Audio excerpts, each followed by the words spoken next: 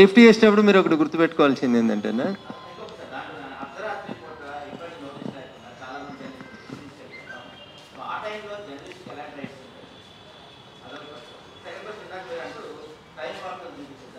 చూపించద్దండి, తక్కువ చూపించండి.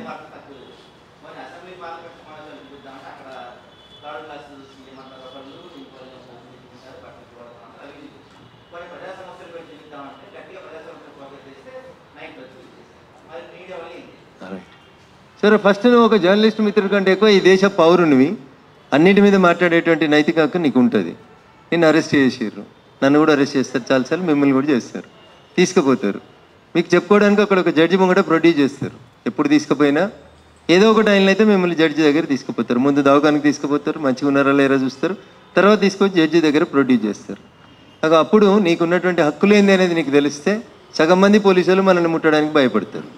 సో అప్పుడు మనకుండే హక్కు ఏంటంటే పేరు అడుగుతారు. ఫస్ట్ జడ్జి దగ్గర ప్రొడ్యూస్ చేయగానే మీ పేరు, మీ తండ్రి పేరు, పోలీసులు కొట్టినరా అని అడుగుతారు. ఈ 3 క్వశ్చన్స్ లేదా 4th క్వశ్చన్, మిమ్మల్ని ఎప్పుడు కస్టడీలోకి తీసుకున్నారని ఈ 4 ప్రశ్నల్ని కంపల్సరీ ప్రతి జడ్జి అడగాలి.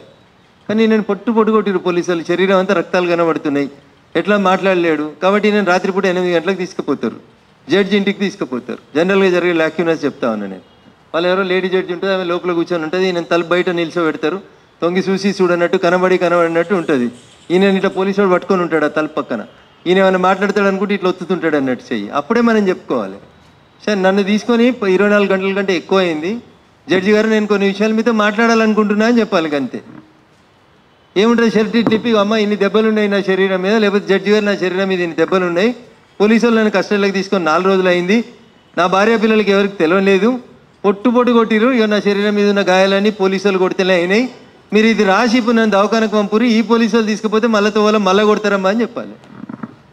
ఒక్కసారి నీ నోట్లోకి వెళ్ళి వచ్చిన అక్షరాన్ని ఆమె డాక్టర్ అంటారు, ఆమె రాసి రిమైండ్ రాసి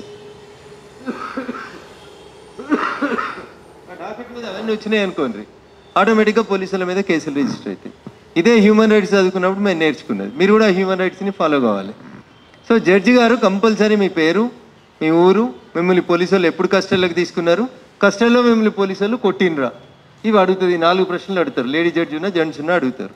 వాళ్ళు అడగలేదనుకో, 14 రోజులు రిమాండ్ చేసినాం పోన్రే అని అన్నారు అనుకో, జడ్జి గారు నేను ఒక మాట చెప్పేది అని గట్టిగా అరువు ఉంది, తల బయట ఉంటుంది, తలుపు లోపల ఉంటుంది, అప్పుడు లోపల తీసుకురమ్మంటుంది. అప్పుడు చెప్పండి, అమ్మ నేను ఈ వార్త రాసిన, అందుకని నేను రాత్రిపూట తీసుకుపోయారు, అరే ముఖ్యమంత్రికి వ్యతిరేకంగా రాస్తావా, నేను చంపేస్తామని చెప్పారు, ఎన్కౌంటర్ చేస్తామన్నారు, అర్ధరాత్రి అన్ని అడుగుల పొంటి తిప్పిరు, భయపెట్టించారు, ఇంకోసారి ఇట్లాంటి వార్తలు రాస్తే నువ్వు బతకవని చెప్పారు. నువ్వు ఏం చెప్పాలనుకుంటే చెప్పు, 1 ఉంటే 4 చెప్పు, అయిపోయి ఇంకేముంది.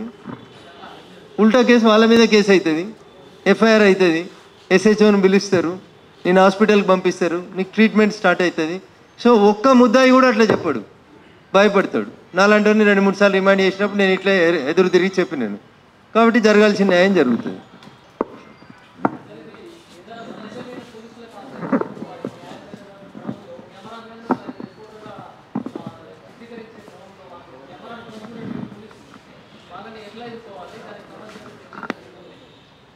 బేసికల్గా వాడి ప్రెమిసిస్ లెవెల్లో వాడి పర్మిషన్ లేకుండా ఎవరికైనా వేరే వాళ్ళు ఇంట్లోకి పోయినా నువ్వేం రికార్డ్ చేసినా అది ఇట్ ఈస్ ప్రొహిబిటెడ్ ఒరిజినల్గా. నా పర్మిషన్ లేకుండా అంటే ఆయన కూర్చున్న రూమ్ ప్రొహిబిటెడ్ అంటాడు ఆయన, నా అనుమతి తీసుకోమంటాడు, బయట తీసుకో, నువ్వు దూరంకి వెళ్ళి తీసుకో, ఆయన రూమ్లో పోయి నువ్వు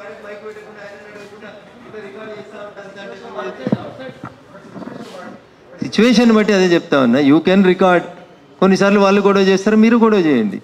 so as far as the right is concern, అది ప్రైవేట్ ప్రాపర్టీ కాదు పబ్లిక్ ప్రాపర్టీ కాబట్టి బరాబర్ తీస్తాను మీరు ఆర్గ్యూ చేయండి. వాడేమంటాడు, నా రూమ్లోకి వచ్చే కంటే ముందు నువ్వు ట్రెస్ పాస్ చేసినావు అని మళ్ళీ కేసు పెట్టడానికి వాడికి అవకాశం ఉంటుంది. బట్ లా మన సైడే ఉంటుంది, పబ్లిక్ ప్లేస్ అది.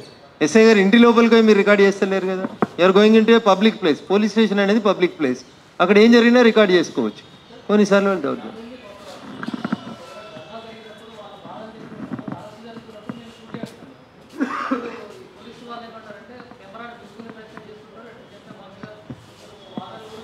అది తెలివంతనం, అది కానిస్టేబుల్ మిత్రులకి తెలియక తొందరపడేటువంటి పరిణామం.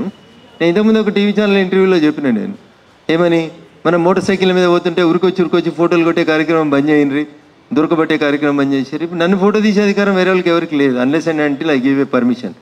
పోలీసులకి 2 సార్లే మన శరీరాన్ని ముట్టుకునే అధికారం ఉంటుంది. ఒకటి డ్రంక్ అండ్ డ్రైవ్ కేసులలో కంపల్సరీ ఆ ఊదు అనేటి ఒక పైప్ మన నోట్లో పెట్టే అధికారం ఒకటి ఉంటుంది. మన మీద ఆల్రెడీ ఎఫ్ఐఆర్ రిజిస్టర్ అయ్యి ఇందాక మనం చెప్పుకున్న నేరాలు ఘోరాలు వార్తలు ఉన్నాయి కదా, అట్లాంటి వార్తలలో వెళ్ళిన మన ముద్దాయిలం అయితే అప్పుడు మనల్ని ఫోటో తీసుకునేటువంటి అధికారం పోలీసులకు ఉంటుంది. ఒకటి డ్రంక్ అండ్ డ్రైవ్ కేసు, రెండు ఘోరమైనటువంటి నేరారోపణ మీ మీద జరిగి ఒక ఎఫ్ఐఆర్ నమోదయ్యండి మీరు పోలీసులకు కోఆపరేట్ చేస్తలేరు అన్నప్పుడు మిమ్మల్ని ఫోటో తీసుకునే అధికారం పోలీసులకు ఉంటుంది. అంతేగాని రోడ్డు మీద హెల్మెట్ లేకుండా పోతుంటే ఫోటోలు కొట్టుడు, ఎంబడిబడి ఉరుకొచ్చుడు అది రైట్ లేదని నేను 2-3 టీవీ ఛానళ్ళలో చెప్తే ఈ మధ్యలో పల్లెటూరు జనం కూడా కొట్లాడుతున్నారు, ఎందుకు తీస్తున్నావు ఈ ఫోటో అని కొట్లాడుతున్నారు. ఏమంటారు? డ్రంక్ అండ్ డ్రైవ్లో మనల్ని ముట్టుకోవచ్చు అంటున్నా.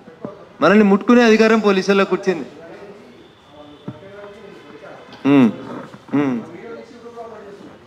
ఇప్పుడు యూట్యూబ్ ఛానల్కి అది అప్లోడ్ చేసుకునే అధికారం ఉంది అని అన్నప్పుడు ప్రభుత్వ ఏజెన్సీగా ఆ వీఐపీని నేను పట్టుకున్నా, ఆ వీఐపీ నా పట్ల ఇట్లా మిస్బిహేవ్ చేసిండు అని చెప్పడానికి నేను పెట్టుకున్నా అంటాడు ఆయన.